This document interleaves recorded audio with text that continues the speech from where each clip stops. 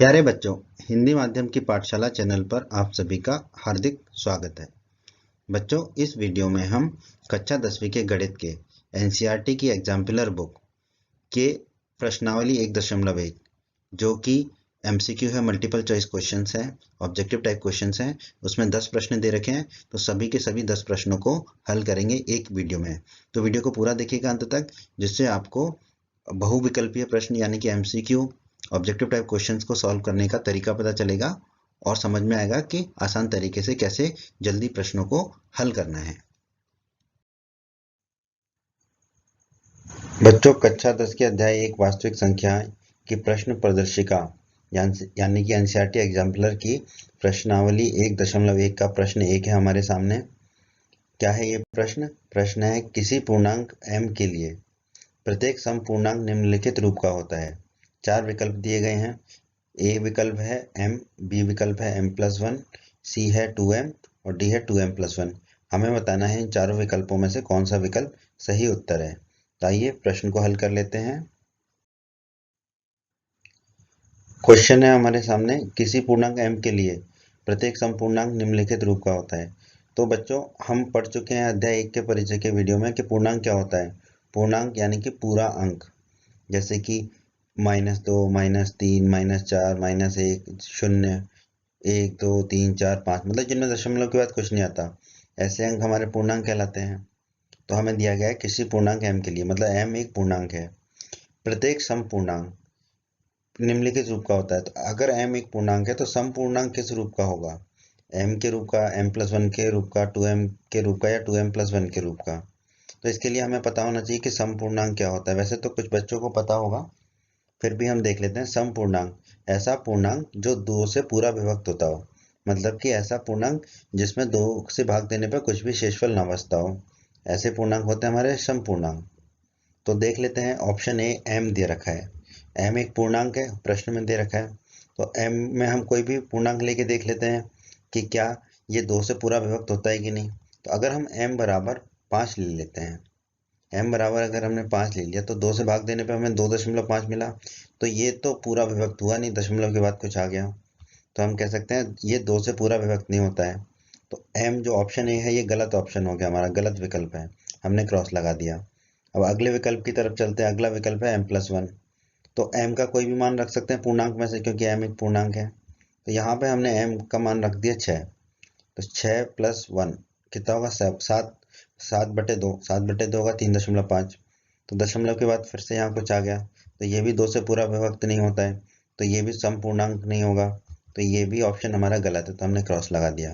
अब हम थोड़ा डी ऑप्शन को चेक कर लेते हैं, 2m+1 को। m एक पूर्णांक है तो कोई भी एक पूर्णांक का मान रख देते हैं m की जगह। तो हमने रख दिया 3।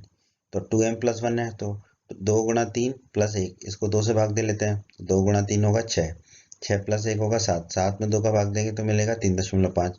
तो ये भी 2 से पूरा भाग नहीं हुआ, दशमलव के बाद कुछ ना कुछ मिला। तो यहाँ भी हम कह सकते हैं ये 2 से पूरा विभक्त नहीं होता है। तो डी ऑप्शन भी गलत हो गया हमारा। तो अब तो आप वैसे ही बता सकते हैं कि सी ऑप्शन सही है।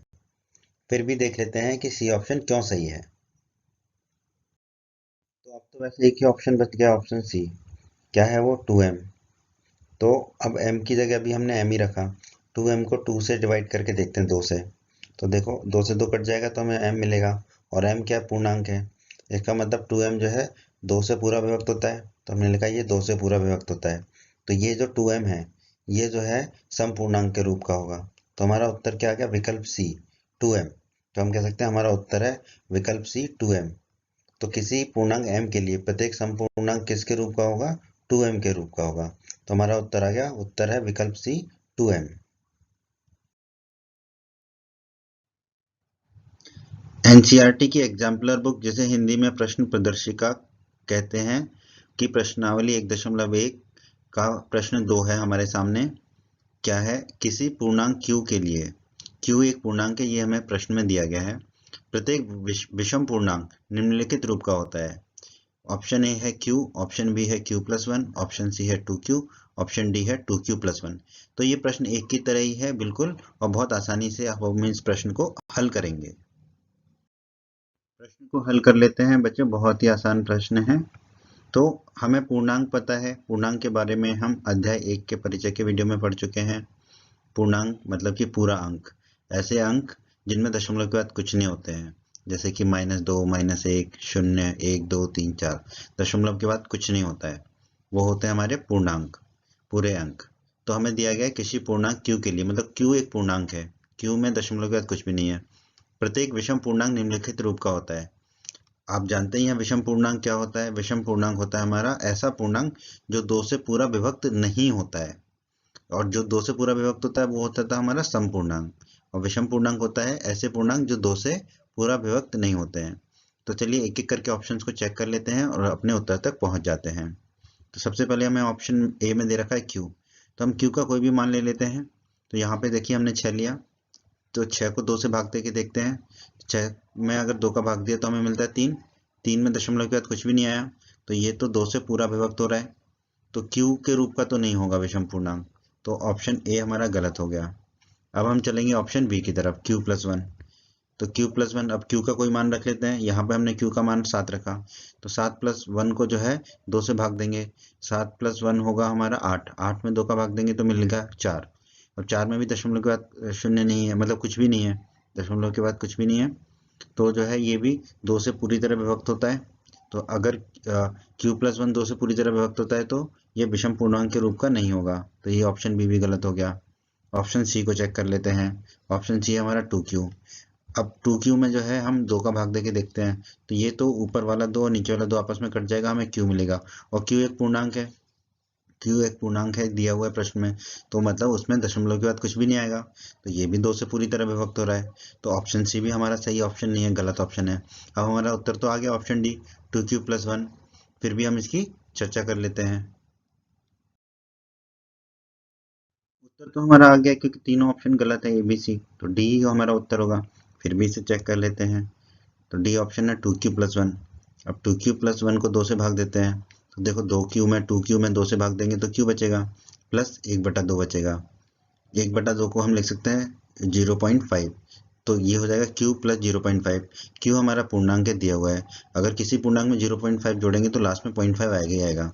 इसका मतलब ये जो 2q+1 है ये 2 से पूरी तरह विभक्त नहीं होगा, और अगर 2q+1 2 से पूरी तरह विभक्त नहीं होगा तो 2q+1 किस रूप में होगा, विषम पूर्णांक के रूप का होगा। तो हमारा उत्तर डी सही है, 2q+1 जो है वो विषम पूर्णांक के रूप का होगा। तो हम कह सकते हैं कि हमारा उत्तर है ऑप्शन डी, 2q+1।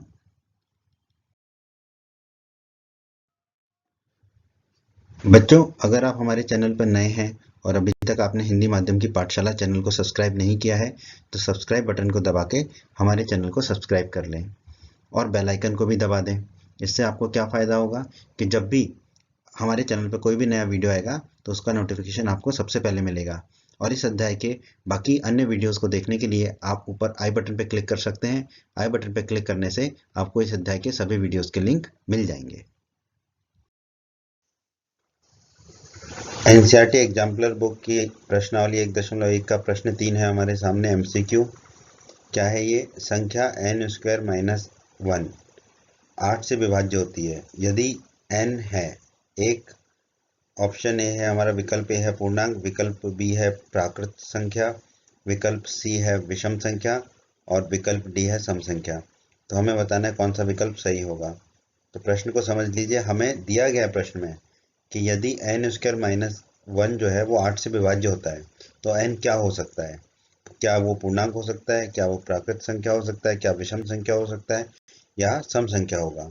तो आइए प्रश्न को अब हम हल कर लेते हैं।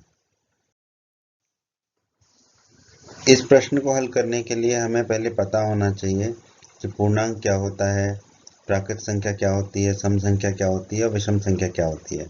तो बच्चों, अध्याय 1 के परिचय के वीडियो में हमने पढ़ा था कि पूर्णांक क्या होता है। पूर्णांक जो है पूर्ण प्लस अंक, इससे मिलके बना है। पूर्ण का मतलब होता है पूरा, तो ये हो जाएगा पूरा अंक। पूरे अंक को हम पूर्णांक कहते हैं। पूरे अंक जैसे कि -2, -1, 0, 1, 2, 3, जिसमें दशमलव के बाद कुछ नहीं होता, ऐसे अंक पूरे अंक होते हैं, और पूरे अंक को ही पूर्णांक कहा जाता है। तो हमें कहा गया है कि n² - 1 8 से विभाज्य होता है यदि n एक पूर्णांक है, प्राकृत संख्या है, विषम संख्या या सम संख्या है। तो हम n को 2 ले लेते हैं।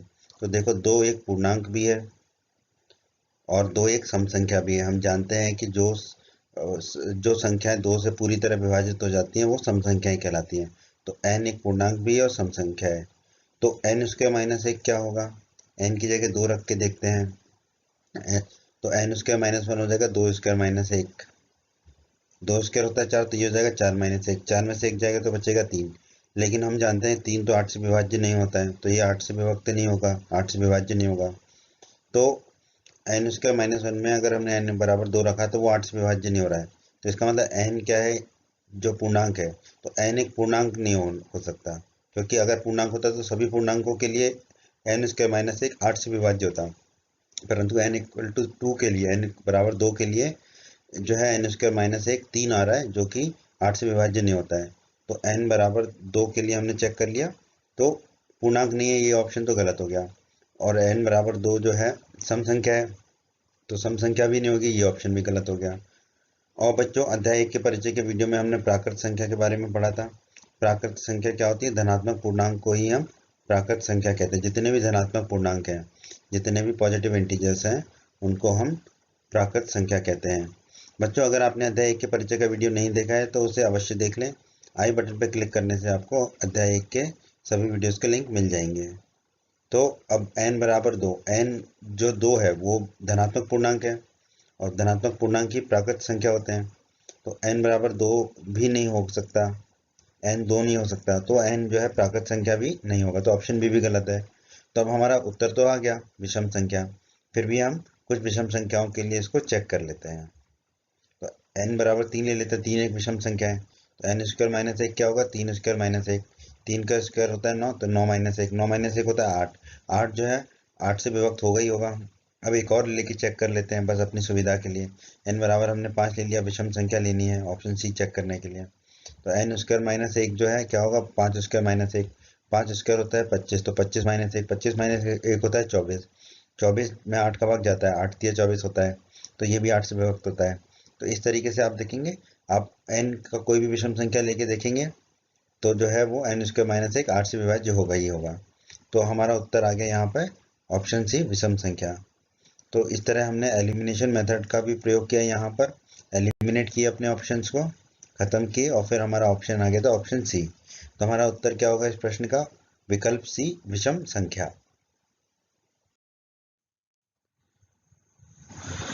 एनसीईआरटी एग्जाम्पलर बुक की प्रश्नावली 1.1 का प्रश्न 4 है हमारे सामने।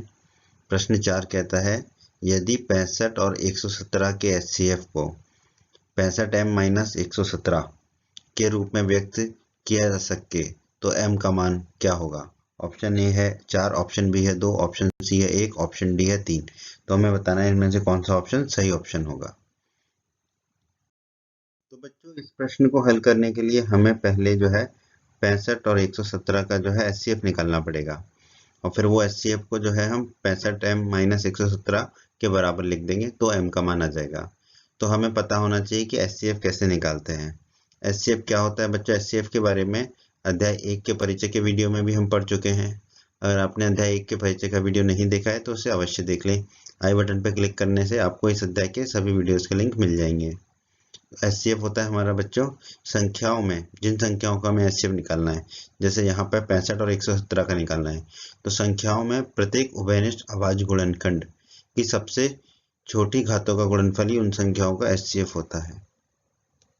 ठीक है, तो जो है हमें एचसीएफ निकालना है यहाँ पर। तो जो दो संख्या दी है 65 और 117, उनके पहले तो हमें अभाज्य गुणनखंड निकालने हैं, फिर उन अभाज्य गुणनखंडों में हमें उभयनिष्ठ देखना है कॉमन कौन कौन से हैं, फिर उनकी जो सबसे छोटी घात है उनका गुणनफल करना है, तो हमें एचसीएफ मिल जाएगा। तो देखो, सबसे पहले तो हम 65 के जो है अभाज्य गुणनखंड निकाल लेते हैं। तो 65 का अभाज्य गुणनखंड होगा 5 और 13। 5 और 13 65 का गुणनफल हो गया अभाज्य, इनको घातों के रूप में लिख लेते हैं। तो 5 को लिख लेंगे 5 की घात 1 गुणा 13 को लिख लेंगे 13 की घात 1। अब 117 के अभाज्य गुणनखंड निकाल लेते हैं। तो 117 के अभाज्य गुणनखंड हो गए 3 गुणा 3 गुणा 13। देखो 3 गुणा 3 9, 9 गुणा 13 117 होगा। 3 गुणा 3 को लिख सकते हैं 3 की घात 2, गुणा 13 को लिख देंगे 13 की घात 1। तो अभाज्य गुणनखंड आ गए। अब हमें देखना है उभयनिष्ठ कौन कौन से हैं। तो जो हम एचसीएफ निकालेंगे 65 और 117 का, तो देखो 65 के अभाज्य गुणनखंड है 5 और 13, और 117 के हैं 3 और 13। तो देखो 5 उभयनिष्ठ नहीं है, दोनों में नहीं है, कॉमन नहीं है, तो 5 को नहीं लेंगे। 13 दोनों में है तो 13 को ले लिया। अब इसकी सबसे छोटी घात, तो 13 की घात 1, दोनों में 13 की घात 1 है तो 13 की घात 1 ले लिया। यहाँ पे 3 की घात 2 है, परंतु 65 में 3 की घात 2 नहीं है तो 3 को भी नहीं लेंगे, 3 भी अभाज्य गुणनखंड नहीं है। तो 13 की घात 1 हमारा अभाज्य गुणनखंड है, 13 की घात 1 होता है 13, तो एचसीएफ आ गया हमारा 65 और 117 का कितना, 13। अब 65m माइनस 117 जो है वो 65 और 117 का एचसीएफ ही है, तो हम लिख सकते हैं 65m माइनस 117 बराबर 13। अब माइनस 117 को दाईं तरफ ले जाएंगे तो 65m बचेगा बाईं तरफ, बराबर दाईं तरफ 13 प्लस 117, 13 प्लस 117 होगा 130, तो 65m बराबर आ गया 130। अब 65 को दाईं तरफ ले जाएंगे तो बट्टे में चला जाएगा, तो m बराबर आ जाएगा 130 बटे 65। 130 में 65 का भाग देंगे तो हमें मिलेगा 2, तो m बराबर 2 मिल गया। अब कौन सा ऑप्शन हमें 2 दे रहा है, ऑप्शन बी हमें 2 दे रहा है, ऑप्शन बी विकल्प बी जो है वो है 2। तो हमारा उत्तर क्या होगा, ऑप्शन बी 2। यही हमारे इस प्रश्न का उत्तर है, option B 2। NCERT exemplar book की प्रश्नावली 1.1 के एमसीक्यू का प्रश्न 5 है हमारे सामने। वहाँ सबसे बड़ी संख्या जिससे 70 और 125 को विभाजित करने पर क्रमशः शेषफल 5 और 8 प्राप्त हो। मतलब कि हमें वो सबसे बड़ी संख्या बतानी है जिससे जो है 70 को और 125 को जब हम भाग देते हैं तो 70 में भाग देने पर शेषफल 5 बचता है और 125 में भाग देने पर शेषफल 8 बचता है। तो वो सबसे बड़ी संख्या क्या होगी, ऑप्शन ए है 13, ऑप्शन बी है 65, ऑप्शन सी है 875 और ऑप्शन डी है 1750। तो आइए देख लेते हैं इस प्रश्न को हम कैसे हल करेंगे।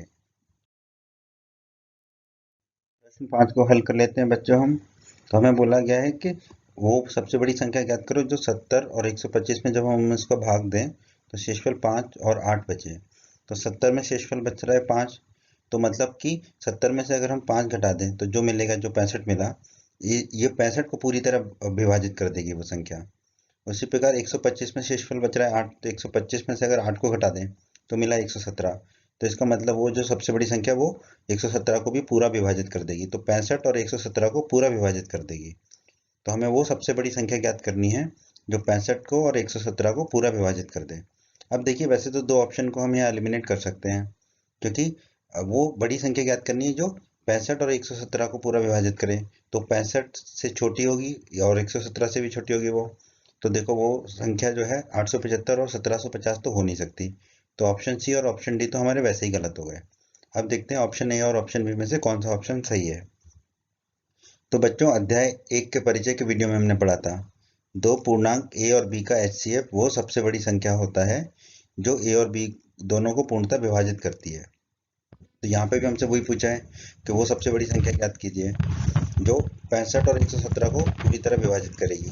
तो इसका मतलब है हमें 65 और 117 का एचसीएफ निकालना है। फिर हमने अध्याय 1 के परिचय के वीडियो में पढ़ा था कि एचसीएफ कैसे निकालते हैं। एचसीएफ क्या होता है, संख्याओं में प्रत्येक उभयनिष्ठ अभाज्य गुणनखंड की सबसे छोटी घातों का गुणनफल ही उन संख्याओं का एचसीएफ होता है। तो सबसे पहले तो दोनों संख्याओं के अभाज्य गुणनखंड लिख लेते हैं। 65 के अभाज्य गुणनखंड लिख लिए, 5 और 13 होते हैं, 5 गुणा 13 65 होता है। तो इसको हम 5 को लिख सकते हैं 5 की घात 1 गुणा 13 को लिख दिया 13 की घात 1। उसी प्रकार 117 के अभाज्य गुणनखंड लिख लेते हैं। तो 117 के अभाज्य गुणनखंड होते हैं 3 गुणा 13, 3 गुणा 3 होता है 9, 9 गुणा 13 होता है 117। 3 गुणा 3 को लिख देंगे हम 3 की घात 2, गुणा 13 है 13 को लिख दे 13 की घात 1। अब इसको पढ़िए एचसीएफ की डेफिनेशन को, संख्याओं में प्रत्येक उभयनिष्ठ अभाज्य गुणनखंड की सबसे छोटी घातों का गुणनफल ही एचसीएफ होता है। तो पहले तो उभयनिष्ठ अभाज्य गुणनखंड देखिए, देखो 5 जो है वो 65 में है परंतु 117 में नहीं है, तो 5 उभयनिष्ठ नहीं होगा, कॉमन नहीं होगा। उसी प्रकार देखिए 3 जो है 117 में है लेकिन 65 में नहीं है, तो 3 भी अभाज्य उभयनिष्ठ नहीं है, कॉमन नहीं है। सिर्फ 13 एक ऐसा है जो 65 में भी है और 117 में भी है। तो 13 की जो है सबसे छोटी घात लेनी होगी, तो दोनों में ही 13 की घात 1 है, तो 13 की घात 1 ही हमारा एचसीएफ होगा। तो 65 और 117 का एचसीएफ आ गया 13 की घात 1, 13 की घात 1 होता है 13, तो हमारा एचसीएफ आ गया 65 और 117 का 13। वही हमें निकालना था 65 और 117 का एचसीएफ, तो हमारा उत्तर आ गया 13। तो 13 जो है ऑप्शन ए में दे रखा है हमें, तो हम कह सकते हैं हमारा उत्तर है विकल्प ए 13। तो विकल्प ए 13 जो है वो हमारा उत्तर है इस प्रश्न का। प्रश्न प्रदर्शिका की प्रश्नावली 1.1 का प्रश्न 6 है हमारे सामने, ऑब्जेक्टिव टाइप क्वेश्चन। यदि दो धनात्मक पूर्णांकों a और b को a बराबर x³ गुणा वाई स्क्वायर और b बराबर x गुणा वाई क्यूब के रूप में व्यक्त किया जाए, जहां x और y अभाज्य संख्याएं हैं, तो HCF a, b क्या है? ऑप्शन ए है xy, ऑप्शन बी है xy स्क्वायर, ऑप्शन सी है x³ y cube, option D है x स्क्वायर y स्क्वायर। तो हमें बोला गया है कि a और b दो धनात्मक पूर्णांक हैं, जिसमें a x³ y स्क्वायर है और b x y क्यूब है, और यहाँ पर x और y जो है अभाज्य संख्याएं हैं। तो a और b का HCF क्या होगा? हमें बताना है इन चारों विकल्पों में से कौन सा विकल्प सही होगा। तो आइए प्रश्न को अब हम हल कर लेते हैं। बहुत ही आसान प्रश्न है बच्चों, हमने इसके बारे में अध्याय 1 के परिचय के वीडियो में पढ़ा है। अगर आपने अध्याय 1 के परिचय का वीडियो नहीं देखा है तो इसे जरूर देख लें। आपको आई बटन पर क्लिक करने से अध्याय 1 के सभी वीडियोस के लिंक मिल जाएंगे। क्या पढ़ा था हमने अध्याय 1 के परिचय के वीडियो में? HCF क्या होता है? संख्याओं में प्रत्येक उभयनिष्ठ अभाज्य गुणनखंड की सबसे छोटी घातों का गुणनफल ही उन संख्याओं का HCF होता है। तो यहाँ पे हमें दो संख्या दे रखी है, एक a दे रखी है x³ गुणा वाई स्क्वायर और दूसरी संख्या दे रखी है b x गुणा वाई क्यूब। अब इन दोनों का HCF क्या होगा? इनमें पहले तो हमें अभाज्य गुणनखंड देखने हैं, तो x और y अभाज्य गुणनखंड है, तो दोनों में ही x भी है और y भी है कि तो मतलब x भी और y जो है दोनों में है, तो दो उभयनिष्ठ हो गए, तो x दोनों में है और y दोनों में है, मतलब कॉमन है दोनों में। तो इन उभयनिष्ठ अभाज्य गुणनखंड की सबसे छोटी घातों का गुणनफल, तो HCF a और b का क्या होगा? x की जो सबसे छोटी घात क्या है इन दोनों संख्याओं में?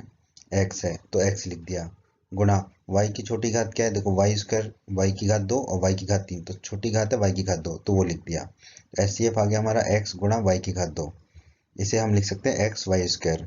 अब देखेंगे कि कौन सा ऑप्शन हमारा एक्स वाई स्क्वायर दे रहा है। ऑप्शन बी जो है विकल्प बी एक्स वाई स्क्वायर दे रहा है, तो हमारा उत्तर होगा इस प्रश्न का विकल्प बी एक्स वाई स्क्वायर। तो यहाँ पर इस प्रश्न को हल करने के लिए हमें HCF की आवश्यकता हुई। तो आपको पता होना चाहिए संख्याओं में प्रत्येक उभयनिष्ठ अभाज्य गुणनखंड की सबसे छोटी घातों का गुणनफल ही उन संख्याओं का HCF होता है।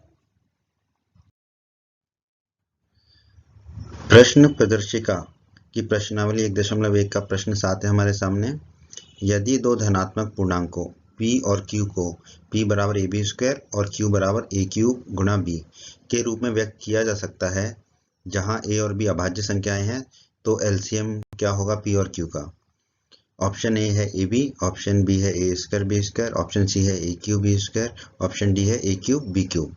तो हमें बताना है, हमें बोला गया है कि p और q दो धनात्मक पूर्णांक हैं, जहां पर p ab स्क्वायर के बराबर है और q a क्यूब b के बराबर है, और a और b जो है वो अभाज्य संख्याएं हैं। तो p और q का एलसीएम क्या होगा, ये हमें बताना है। इन चारों ऑप्शन में से कौन सा ऑप्शन, कौन सा विकल्प सही होगा। इस प्रश्न को हल करने के लिए हमें पता होना चाहिए कि एलसीएम कैसे निकालते हैं। तो एलसीएम क्या होता है, इसके बारे में हम कक्षा 9 में भी पढ़ चुके हैं और कक्षा 10 में भी पढ़ चुके हैं। एलसीएम होता है संख्याओं में प्रत्येक अभाज्य गुणनखंड की सबसे बड़ी घात का गुणनफल ही उन संख्याओं का एलसीएम होता है। तो यहाँ पे देखिए दो संख्याएं हैं, p है a गुणा बी स्क्वायर दे रखा है और q दे रखी है a क्यूब गुणा b। यहाँ पर a और b अभाज्य संख्याएं हैं, यानी कि ये अभाज्य गुणनखंड है। p का अभाज्य गुणनखंड है a और b स्क्वायर, q का अभाज्य गुणनखंड है a क्यूब और b। अब देखिए एलसीएम क्या है, संख्याओं में प्रत्येक अभाज्य गुणनखंड की सबसे बड़ी घात का गुणनफल।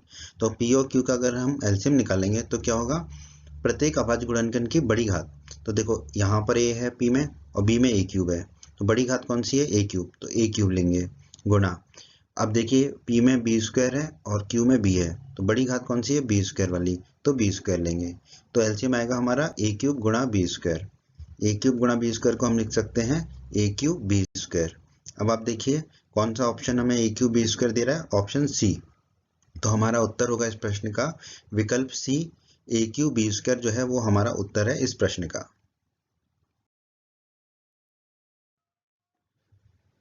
बच्चों, अगर आप हमारे चैनल पर नए हैं और अभी तक आपने हिंदी माध्यम की पाठशाला चैनल को सब्सक्राइब नहीं किया है, तो सब्सक्राइब बटन को दबा के हमारे चैनल को सब्सक्राइब कर लें और बेल आइकन को भी दबा दें। इससे आपको क्या फ़ायदा होगा कि जब भी हमारे चैनल पर कोई भी नया वीडियो आएगा तो उसका नोटिफिकेशन आपको सबसे पहले मिलेगा। और इस अध्याय के बाकी अन्य वीडियोस को देखने के लिए आप ऊपर आई बटन पर क्लिक कर सकते हैं। आई बटन पर क्लिक करने से आपको इस अध्याय के सभी वीडियोस के लिंक मिल जाएंगे। एनसीईआरटी एग्जाम्पलर बुक की प्रश्न प्रदर्शिका प्रश्नावली 1.1 का प्रश्न 8 है हमारे सामने। Objective type question. एक शून्येतर परिमेय संख्या और एक अपरिमेय संख्या का गुणनफल होता है। शून्येतर का मतलब होता है नॉन जीरो, मतलब जीरो नहीं है। एक ऐसी परिमेय संख्या जो जीरो नहीं है, शून्य नहीं है, और एक अपरिमेय संख्या, इन दोनों का गुणनफल क्या होता है? ऑप्शन ए है सदैव अपरिमेय संख्या, ऑप्शन बी है सदैव परिमेय संख्या, ऑप्शन सी है परिमेय या अपरिमेय संख्या कुछ भी, ऑप्शन डी है एक। तो बताइए इसका उत्तर क्या होगा। अब हम इसको हल कर लेते हैं। बच्चों, ये जो है थ्योरेटिकल टाइप का क्वेश्चन है और इसके बारे में हम कक्षा 9 में भी पढ़ चुके हैं और कक्षा 10 में भी पढ़ चुके हैं। एक शून्योत्तर परिमेय संख्या और एक अपरिमेय संख्या का जो गुणनफल है वो सदैव अपरिमेय संख्या होता है। मतलब आप यहाँ पे इतना जान लीजिए, अगर एक परिमेय संख्या है और एक अपरिमेय संख्या है, चाहे फिर आप उनका गुणनफल करो, जोड़ो, घटाओ या भाग दो, उत्तर जो है हमेशा एक अपरिमेय संख्या होता है। तो अब देखिए, एक शून्येतर परिमेय संख्या और एक अपरिमेय संख्या का गुणनफल क्या होगा? सदैव अपरिमेय संख्या होगा। तो हमारा उत्तर होगा सदैव अपरिमेय संख्या। जब भी एक परिमेय संख्या है और दूसरी अपरिमेय संख्या है तो उन पे हम कुछ भी कर लें, जोड़ लें, घटा लें, गुणा कर लें या भाग कर लें, उत्तर सदैव अपरिमेय संख्या आता है। तो इस प्रश्न का भी उत्तर क्या है हमारा? ऑप्शन ए, विकल्प ए, सदैव अपरिमेय संख्या।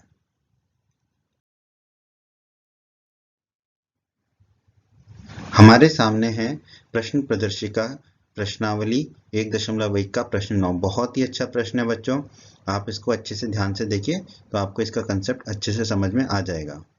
प्रश्न 9 क्या कहता है? 1 से 10 तक की संख्याओं, दोनों सम्मिलित है, मतलब जिसमें 1 और 10 से लेके सभी संख्याएं 1, 2, 3, 4, 5, 6, 7, 8, 9, 10 में से सभी संख्याओं से विभाज्य न्यूनतम संख्या है। मतलब ऐसी संख्या जो 1 से लेकर 10 तक सभी संख्याओं से विभाज्य होगी पूरी तरह से, वो क्या हो सकती है? विकल्प ए है 10, विकल्प बी है 100, विकल्प सी है 504, विकल्प डी है 2520। तो हमें बताना है कि कौन सा विकल्प सही होगा। तो हमें सबसे छोटी संख्या, न्यूनतम संख्या ज्ञात करनी है जो 1 से 10 तक सभी संख्याओं से पूरी तरह विभाजित हो जाती हो। तो बच्चों, जैसा कि हम जानते हैं, संख्याओं का एलसीएम उस सबसे छोटी संख्या को कहते हैं जो संख्याओं से पूर्णतः विभाजित हो सके। तो अगर हमने 1 से 10 तक का एलसीएम निकाल लिया, 1 से 10 तक की संख्याओं का, तो वो एलसीएम जो निकालेंगे हम 1 से 10 तक की संख्याओं का, वो सबसे छोटी संख्या होगी जो 1 से 10 तक सभी संख्याओं से पूर्णतः विभाजित हो सके। तो हमें इस प्रश्न को हल करने के लिए 1 से 10 तक की सभी संख्याओं का एलसीएम निकालना होगा। एलसीएम क्या होता है ये भी हम जानते हैं। संख्याओं में प्रत्येक अभाज्य गुणनखंड की सबसे बड़ी घात का जो गुणनफल है उन संख्याओं का एलसीएम होता है। तो हम जो 1 से 10 तक संख्याएं हैं उनके अभाज्य गुणनखंड निकाल लेंगे, फिर उन अभाज्य गुणनखंड की जो सबसे बड़ी घात होगी उसका गुणनफल कर लेंगे, तो हमें एलसीएम मिल जाएगा 1 से 10 तक की संख्याओं का। और फिर जो 1 से 10 तक की संख्याओं का जो एलसीएम होगा वही सबसे छोटी संख्या होगी जो 1 से 10 तक सभी संख्याओं से पूरी तरह विभाजित हो पाएगी। तो 1 का अभाज्य गुणनखंड निकाल लिया हमने, 1 की घात 1, 2 का अभाज्य गुणनखंड होगा 2 की घात 1, 3 का अभाज्य गुणनखंड होगा 3 की घात 1, 4 का अभाज्य गुणनखंड होगा 2 की घात 2, 5 का अभाज्य गुणनखंड होगा 5 की घात 1, 6 के अभाज्य गुणनखंड होंगे 2 गुणा 3, तो उसको लिखेंगे हम 2 की घात 1 गुणा 3 की घात 1, 7 का अभाज्य गुणनखंड होगा 7 की घात 1, 8 का अभाज्य गुणनखंड होगा 2 की घात 3, 9 का अभाज्य गुणनखंड होगा 3 की घात 2 और 10 का अभाज्य गुणनखंड होंगे 2 गुणा 5 यानी कि 2 की घात 1 गुणा 5 की घात 1। अब हमें क्या करना होगा, इन सभी 10 संख्याओं जिनके अभाज्य गुणनखंड निकाले हैं उनमें से प्रत्येक अभाज्य गुणनखंड की सबसे बड़ी घात का गुणनफल कर लेंगे। जैसे कि देखो, 1 सिर्फ 1 में आ रहा है तो 1 की घात 1, फिर 2 जो है 2 की सबसे बड़ी घात कौन सी? 2 की घात 3, 3 की सबसे बड़ी घात क्या है? 3 की घात 2, फिर 5 की सबसे बड़ी घात क्या है? 5 की घात 1, और फिर 7 की सबसे बड़ी घात क्या है? 7 की घात 1। इन सब का गुणा कर लेंगे तो हमें एलसीएम मिल जाएगा 1 से 10 तक की संख्याओं का। अब एलसीएम निकाल लेते हैं। हमने अभाज्य गुणनखंड तो निकाल ही लिए हैं, तो 1 से 10 तक का एलसीएम क्या होगा? देखो, 1 की घात 1 लिखेंगे गुणा 2 की सबसे बड़ी घात क्या है? 3 है, तो 2 की घात 3 गुणा 3 की सबसे बड़ी घात क्या है? 3 की घात 2, वो लिख दिया गुणा, फिर अभाज्य गुणनखंड कौन सा? 5, 5 की सबसे बड़ी घात क्या है? 5 की घात 1 गुणा, फिर अगला अभाज्य गुणनखंड है 7, 7 की सबसे बड़ी घात क्या है? 7 की घात 1। अब इनका गुणा कर लेते हैं, तो 1 की घात 1 होगा 1 गुणा 2 की घात 3 होगा 8 गुणा 3 की घात 2 होगा 9 गुणा 5 की घात 1 होगा 5 गुणा 7 की घात 1 होगा 7। इसका गुणा करेंगे तो हो जाएगा 2520। और यही सबसे न्यूनतम संख्या होगी जो 1 से 10 तक सभी संख्याओं से विभाजित होगी। अब देख लेते हैं 2520 हमारा कौन सा विकल्प है। तो आप देखेंगे विकल्प डी जो है वो हमारा 2520 है। तो हमारे इस प्रश्न का उत्तर हो जाएगा विकल्प डी 2520। तो इसका मतलब 2520 एक ऐसी संख्या है, सबसे छोटी संख्या है जो 1 से 10 तक सभी संख्याओं से पूरी तरह विभाजित हो सकती है। और इसको हमने कैसे निकाला, हमने 1 से 10 तक के सभी संख्याओं का एलसीएम लिया तो हमें ये संख्या प्राप्त हो गई। प्रश्न प्रदर्शिका यानी कि एनसीईआरटी एग्जाम्पलर बुक की प्रश्नावली 1.1 का प्रश्न 10 है हमारे सामने, ऑब्जेक्टिव टाइप। क्या है प्रश्न 10? परिमेय संख्या 14587 बटे 1250 का दशमलव प्रसार निम्नलिखित किन दशमलव स्थानों के बाद समाप्त हो जाएगा। मतलब कि जब हम 14587 में 1250 का भाग देंगे तो दशमलव के कितने स्थानों के बाद दशमलव प्रसार जो है वो खत्म हो जाएगा, समाप्त हो जाएगा। ऑप्शन ए है 1, ऑप्शन बी है 2, ऑप्शन सी है 3, ऑप्शन डी है 4। तो हमें बताना है इनमें से कौन सा ऑप्शन सही होगा। बहुत ही अच्छा प्रश्न है बच्चों, इसको हल कर लेते हैं। तो इसके लिए हमें जो है अभाज्य गुणनखंड निकालने पड़ेंगे। तो 14587 का भी और 1250 का भी, अंश और हर दोनों के।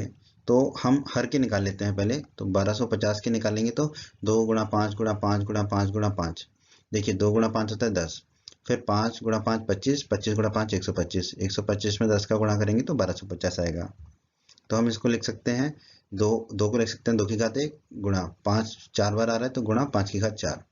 अब आप देखेंगे 14587 जो है वो सम संख्या तो है नहीं, विषम संख्या है, क्योंकि अंत में जो है सम नहीं आ रहा है, 7 आ रहा है, 7 एक विषम है तो ये एक विषम संख्या है। तो ये इसमें जो है इसके अभाज्य गुणनखंड 2 तो होगा नहीं, और अंतिम संख्या में ना तो 5 आ रहा है ना 0 आ रहा है, तो इसका अभाज्य गुणनखंड 5 भी नहीं होगा। और 1250 के दो ही अभाज्य गुणनखंड है, 2 और 5। इसका मतलब 14587 और 1250 में और कुछ भागित नहीं होगा। तो हमने लिख दिया 14587 बटे 1250 को 14587 बटे 1250 को लिख दिया 2 की घात 1 गुणा 5 की घात 4। अब 2 और 5 की घात बराबर करनी है हमें। 5 की घात है 4 तो 2 की घात भी 4 करनी है। तो इसके लिए हम क्या करेंगे, 2 की घात 3 से ऊपर नीचे गुणा कर देंगे। 2 की घात 3 से ऊपर नीचे गुणा कर दिया हमने, तो जो है ऊपर आ जाएगा अंश में 14587 गुणा 2 की घात 3 हो जाएगा 8, बटे में 2 की घात 1 गुणा 2 की घात 3 हो जाएगा 2 की घात 4 गुणा 5 की घात 4 है तो गुणा 5 की घात 4 रह गया ये। अब ऊपर वैसे तो गुणा करने की आवश्यकता नहीं है, आप कर लेंगे तो हमारा आ जाएगा 1,16,696 बटे में 2 की घात 4 गुणा 5 की घात 4 आ जाएगा 10 की घात 4। अंश तो वही रहेगा, हर 10 की घात 4 हो जाएगा 10,000, एक के बाद 4 जीरो आ जाएंगे। अब इसमें हम भाग देंगे तो दशमलव के बाद 4 जो है हमारे अंक आएंगे, 4 संख्याएं आएंगी दशमलव के बाद, ठीक है। तो दशमलव के बाद 4 अंक आएंगे, इसका मतलब दशमलव के 4 स्थानों के बाद जो है वो दशमलव प्रसार शांत हो जाएगा। तो ये आएगा 11.6696। तो इसका मतलब दशमलव के बाद 4 स्थानों के बाद जो है इसका दशमलव प्रसार शांत हो गया। तो हमारा उत्तर क्या होगा, विकल्प डी 4, दशमलव प्रसार 4 दशमलव स्थानों के बाद समाप्त हो जाएगा। हमने देख लिया इसको, तो हमारा उत्तर है विकल्प डी 4।